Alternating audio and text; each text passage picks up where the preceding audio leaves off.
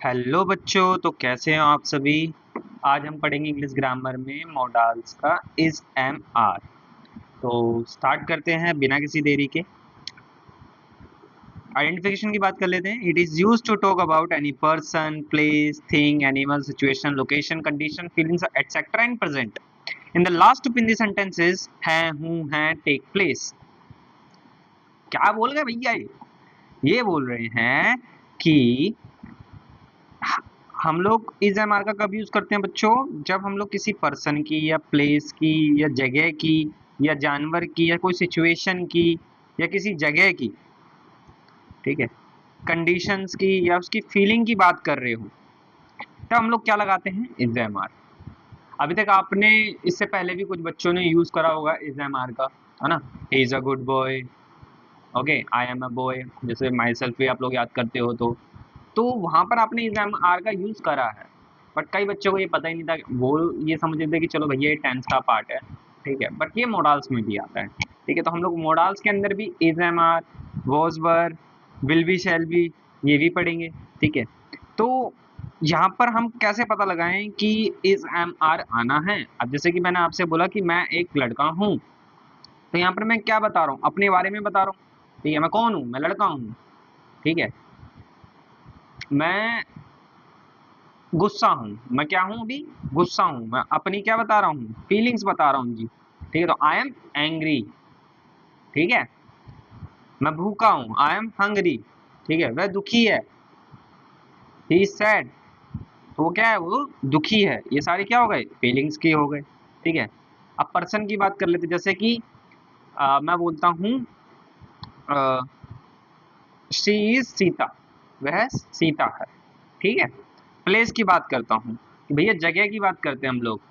तो जगह की बात करेंगे तो मान के चलिए आप कहीं पर घूमने गए हो, आप पूछते हो कि ये कौन सी जगह है, तो वो बोलता है सामने वाला आपसे कि दिस इज लंदन, ये लंदन है। बताइए, लंदन घुमा यार आप तो, है ना, ठीक है। थिंग, ये क्या है, ठीक है। जैसे आप पूछते लो, सामने आपके कोई सामान रखा है, आप पूछते हो व्हाट इज दिस, ठीक है। आपको नहीं पता, लेकिन आपने मॉडल्स ऑलरेडी यूज कर लिया, आप सुनते हो रियल लाइफ के अंदर भी, ठीक है। व्हाट इज दिस, ठीक है। तो बताता है वो दिस इज कैपिचिनो, है ना, ठीक है। ये कैपेचिनो है। Animal, which animal is this, कौन सा जानवर है ये, ठीक है। तो वो क्या बोलेंगे? This is gorilla. कुछ भी हो सकता है, मतलब गोरिल्ला, टाइगर, एलिफेंट, कुछ भी, ठीक है। तो इसी तरीके से सारी चीजें काम करती हैं। जब आप किसी के बारे में बता रहे हो और इन the last of Hindi sentences हैं, हूँ, हैं आता है, तब हम लोग वहां पर इज एम आर लगाते हैं। ये आपको थोड़ा सा कंफ्यूजिंग लग सकता है, बट जब आप प्रैक्टिस करते रहोगे तो आपके सारे सेंटेंसेस धीरे धीरे क्लियर होते हुए चले जाएंगे। आगे चलते हैं बिना किसी देरी के स्ट्रक्चर की तरफ। अफर्मेटिव का structure, subject, is am are, object. अब बच्चों बात आती है कि इज कब लगता है, आर कब लगता है और एम कब लगता है, ठीक है। तो बच्चों इज जो आपका लगता है, इज जो आपका लगता है वो सिंगुलर नाउन के साथ लगता है,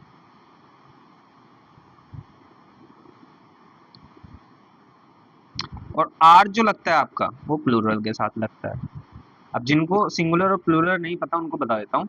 सिंगुलर का मतलब होता है बच्चों एक, ठीक है, और प्लूरल का मतलब क्या होता है बच्चों? अनेक, या फिर आप ये मान लो मोर देन वन, ठीक है। अब प्लूरल के अंदर आपका कौन कौन से वर्ड आ जाते हैं बच्चों? तुम यानी कि यू, ठीक है। वी, सिंगुलर के अंदर जैसे किसी एक सिंगल बंदे का नाम, ठीक है, राम, और ही, शी, इट, ठीक है। अब आप पूछोगे भैया एम किसके साथ आता है, तो एम सिर्फ आपका एक ही इंसान के साथ होता है और वो आता है आई के साथ। ऐसे समझ में आ गए? जैसे कि मैं बोलता हूँ ना आई एम बॉय, इतनी बोलता I is a boy, I are a boy, ऐसा कुछ नहीं, आई एम अ बॉय बोलेंगे, राइट। आगे चलते हैं। उसके बाद आ जाता है आपका object.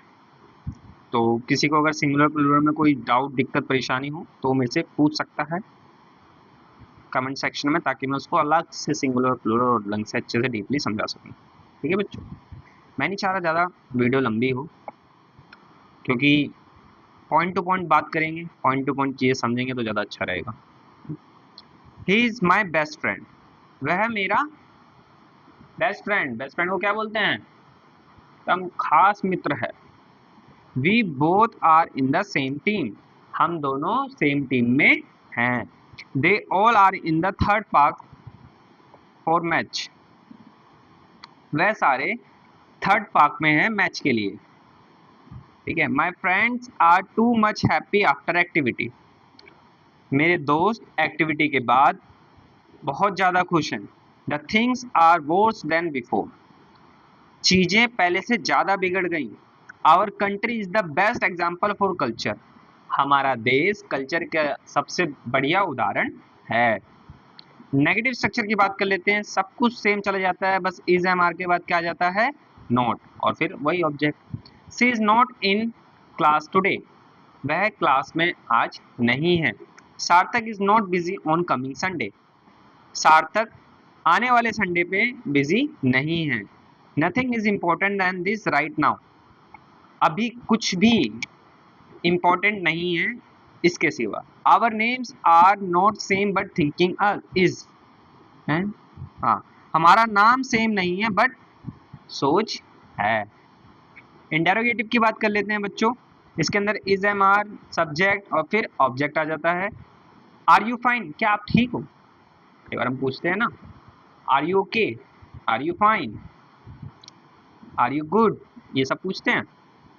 Is he your classmate from the coaching, क्या यह तुम्हारी क्लासमेट है कोचिंग से। Am I the only one left for presentation, क्या मैं अकेला बच रहा हूँ प्रेजेंटेशन के लिए। Is he on another call, क्या वह दूसरी कॉल पर है। इंटेरोगेटिव क्वेश्चन वर्ड वाला, is am are subject object सबको पता ही है, आगे चलते हैं। हाउ आर यू, तुम कैसे हो। What is the reason behind it, इसके पीछे क्या वजह है। Why is papa too much angry, कि पापा इतना ज्यादा गुस्सा क्यों है। Who is really responsible for the mishappening, कौन कौन इसका मिस हैपनिंग का जिम्मेदार है। ठीक है बच्चों, यहाँ तक था आपका इज एम आर। अगर किसी को कोई दिक्कत डाउट परेशानी है तो वो कमेंट सेक्शन में मुझे बता सकता है। जब तक के लिए हमारे चैनल को सब्सक्राइब करिए और इसकी प्रैक्टिस जरूर करिए। थोड़ा सा इज एम आर आपके लिए कंफ्यूजिंग हो सकता है, तो आज की वीडियो में बस इतना ही कराऊंगा। इसके बाद जो नेक्स्ट वीडियो आएगी उसके अंदर हम आपका वॉज वर और विल बी शैल बी दोनों एक साथ करेंगे, क्योंकि अभी आपको मेन ये समझना है, इज एम आर का कॉन्सेप्ट समझना है कि कब यूज करना है कब नहीं करना है, क्योंकि आप सब में यूज नहीं कर सकते ना, समझ में आई बात। अगर मैं बोलता हूँ जैसे कि ये लाल है तो क्या बोलेंगे इसको, दिस इज रेड। ओके, चीजों को आप अपनी रियल लाइफ से जोड़ो और वहीं से सेंटेंस बनाओ। आप बैठे हो वहीं से बस बैठे बैठे सारी चीजों के ऊपर सेंटेंस बनाओ, कलर के ऊपर बनाओ, ठीक है, कोई चीज लंबी है तो उसके ऊपर बनाओ, है ना। जैसे कि मेरा हाथ लंबा है, माई हैंड इज लॉन्ग, कुछ भी, माई हेयर इज लॉन्ग, मेरे बाल भी लंबे हैं, मैं गोरा हूँ, आई एम फेयर, कुछ भी बनाइए। मैं काला हूँ, आई एम ब्लैक, कुछ भी, वो काला है, ही इज ब्लैक।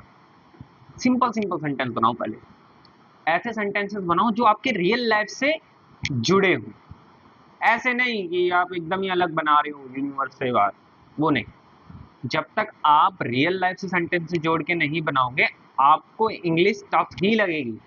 जैसे ही आप उसको रियल लाइफ से जोड़ने लग जाओगे, अपने रियल लाइफ के सेंटेंसेस उसके अंदर डालने लग जाओगे, आपको कहीं पर भी बोलने में या समझने में हिचकिचाहट नहीं होगी ज़्यादा। सीधी सी बात यही है कि आपको रियल लाइफ के सेंटेंस उठाने हैं डेली लाइफ में, या फिर आज आपने जो भी बात किसी करी होगी तो कहीं ना कहीं आपने सेंटेंस पक्का यूज करा होगा इज एम आर का भी। समझ में आई बात मैं क्या कह रहा हूँ, ठीक है। चलो मिलते हैं बाकी आपसे दूसरी वीडियो के अंदर, जब तक आप अपना ख्याल रखिए।